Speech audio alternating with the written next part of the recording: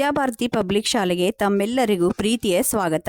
ನಮ್ಮ ಶಾಲೆಯಲ್ಲಿ 2025-26ನೇ ಸಾಲಿನ ಅಂದರೆ ಜೂನ್ನಿಂದ ಮಾರ್ಚ್ವರೆಗೆ ಪಠ್ಯ ಹಾಗೂ ಪಠ್ಯೇತರ ವಿಷಯಕ್ಕೆ ಸಂಬಂಧಿಸಿದಂತೆ ನಾವು ಹಾಕಿಕೊಂಡ ಎಲ್ಲ ಕಾರ್ಯಕ್ರಮಗಳನ್ನು ನಾವು ಯಶಸ್ವಿಯಾಗಿ ಪೂರೈಸಿದ್ದೇವೆ. ನಾವು ಹಾಕಿಕೊಂಡ ಕಾರ್ಯಕ್ರಮಗಳ ವಾರ್ಷಿಕ ವರದಿಯನ್ನು ಹೇಳುವುದಾದರೆ, ನಾವು ಜೂನ್ ತಿಂಗಳಿನಲ್ಲಿ ಮೊದಲಿಗೆ ಸರಸ್ವತಿ ಪೂಜೆಯೊಂದಿಗೆ ನಮ್ಮ ಶಾಲೆಯ ಮೊದಲನೇ ದಿನವನ್ನು ಪ್ರಾರಂಭಿಸಿದೆವು. ನಂತರ ಮಕ್ಕಳಲ್ಲಿ ಪರಿಸರದ ಬಗ್ಗೆ ಅರಿವು ಮೂಡಿಸಲು ಎನ್ವಿರಾನ್ಮೆಂಟ್ ಡೇಯನ್ನು ಆಚರಿಸಿದೆವು. ಇನ್ನು ಪ್ರತಿ ತಿಂಗಳಿಗೆ 2 ಸಲ ಕಲರ್ ಡೇಯನ್ನು ನಾವು ಆಚರಿಸ್ತೇವೆ. ಅಂದರೆ ಎಲ್ಲ ಮಕ್ಕಳಿಗೆ ಒಂದು ಪರ್ಟಿಕ್ಯುಲರ್ ಬಟ್ಟೆಯನ್ನು ಹಾಕಿಕೊಂಡು ಬರಲಿಕ್ಕೆ ಹೇಳಿ ಮಕ್ಕಳಲ್ಲಿ ಆ ಬಣ್ಣದ ಉಪಯೋಗ ಮತ್ತು ಅದರ ಪ್ರಾಮುಖ್ಯತೆಯನ್ನು ಹೇಳುತ್ತೇವೆ. ಅಷ್ಟೇ ಅಲ್ಲದೆ ಅದೇ ಕಲರ್ ಫ್ರೂಟ್ಸು ವೆಜಿಟೇಬಲ್ಸ್ಗಳ ಚಾರ್ಟ್ಗಳನ್ನು ಮಾಡಿಕೊಂಡು ಬರಲು ಹೇಳಿ ಅದರ ಮಹತ್ವದ ಬಗ್ಗೆ ಮಕ್ಕಳಿಗೆ ತಿಳಿಸ್ಕೊಡ್ತೇವೆ. ನಂತರ ಮಕ್ಕಳಲ್ಲಿ ದೈಹಿಕ, ಮಾನಸಿಕ, ಆಧ್ಯಾತ್ಮಿಕ ಆರೋಗ್ಯದ ಪರಿಕಲ್ಪನೆಯನ್ನು ಮೂಡಿಸಲು ಯೋಗ ಡೇಯನ್ನು ಕೂಡ ಸೆಲೆಬ್ರೇಷನ್ ಮಾಡ್ತೇವೆ. ಇನ್ನು ರಾಷ್ಟ್ರೀಯ ಹಬ್ಬವಾದಂತಹ ಇಂಡಿಪೆಂಡೆನ್ಸ್ ಡೇದಂದು ನಮ್ಮ ಶಾಲೆಯಲ್ಲಿ ಶಿಕ್ಷಕರಿಂದ ಭಾಷಣ, ಮಕ್ಕಳಿಂದ ಭಾಷಣ, ಹಾಡು ಮತ್ತು ಡ್ಯಾನ್ಸ್ಗಳನ್ನು ಏರ್ಪಡಿಸಿ ಅತ್ಯಂತ ವಿಜೃಂಭಣೆಯಿಂದ ನಾವು ಆಚರಿಸಿದೆವು. ನಂತರ ಸರ್ವಪಲ್ಲಿ ರಾಧಾಕೃಷ್ಣನ್ ಅವರ ನೆನಪಿಗೋಸ್ಕರ ಟೀಚರ್ಸ್ ಡೇಯನ್ನು ಆಚರಿಸಿದೆವು. ಅಂದು ಎಲ್ಲ ಮಕ್ಕಳು ಶಿಕ್ಷಕರಿಗೆ ಆಟವನ್ನು ಏರ್ಪಡಿಸಿ ಶಿಕ್ಷಕರು ಆಡುವ ಆಟವನ್ನು ನೋಡಿ ಮಕ್ಕಳು ತುಂಬ ಸಂತೋಷಪಟ್ಟರು. ಅವರೇ ಶಿಕ್ಷಕರಿಗೆ ಬಹುಮಾನವನ್ನು ಕೂಡ ಕೊಟ್ಟರು.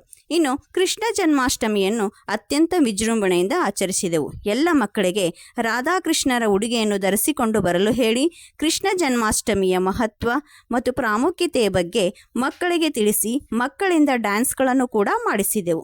ಇನ್ನು ಕರ್ನಾಟಕ ರಾಜ್ಯೋತ್ಸವದಂದು ನಮ್ಮ ಶಾಲೆಯಲ್ಲಿ ಮಕ್ಕಳಿಂದ ಡ್ಯಾನ್ಸು, ಹಾಡು, ಭಾಷಣಗಳನ್ನು ಏರ್ಪಡಿಸಿ ಅತ್ಯಂತ ಸಂಭ್ರಮದಿಂದ ನಾವು ಹಬ್ಬವನ್ನು ಆಚರಿಸಿದೆವು.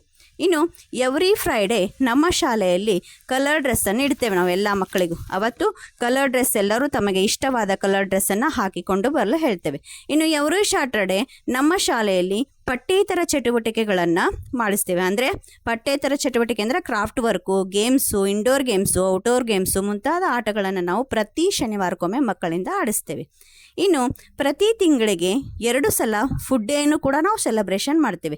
ಫುಡ್ ಡೇ ಅಂದ ತಕ್ಷಣ ನಾವು ಮಕ್ಕಳಿಗೆ ಏನೇನು ತರಲಿಕ್ಕೆ ಹೇಳ್ತೇವೆ ಅಂದರೆ ಮೆಳಕೆ ಕಾಳು, ಕ್ಯಾರೆಟು, ಬೀಟ್ರೂಟು, ಕುಕುಂಬರ್ ಆಗಿರ್ಬೋದು, ರಾಗಿ ಫುಡ್ ಆಗಿರ್ಬೋದು, ಗ್ರೀನ್ ಲೀವ್ಸ್ ಪಲ್ಯಗಳಾಗಿರ್ಬೋದು, ಸಲಾಡ್ಸ್ಗಳಾಗಿರ್ಬೋದು, ವೆಜಿಟೇಬಲ್ ಸಲಾಡ್ಸ್ ಆಗಿರ್ಬೋದು ಮುಂತಾದ ಆಹಾರ ಪದಾರ್ಥಗಳನ್ನು ತರಲು ಹೇಳ್ತೇವೆ. ಇದರಿಂದ ಮಕ್ಕಳಲ್ಲಿ ವಿಟಮಿನ್ ಭರಿತವಾದಂಥ ಆಹಾರ, ಪೌಷ್ಟಿಕ ಆಹಾರ ಮತ್ತು ಆರೋಗ್ಯದ ಬಗ್ಗೆ ಎಚ್ಚರಿಕೆ ವಹಿಸುವ ಜ್ಞಾನವನ್ನು ಕೂಡ ನಾವು ಮಕ್ಕಳಲ್ಲಿ ಮೂಡಿಸ್ತೇವೆ.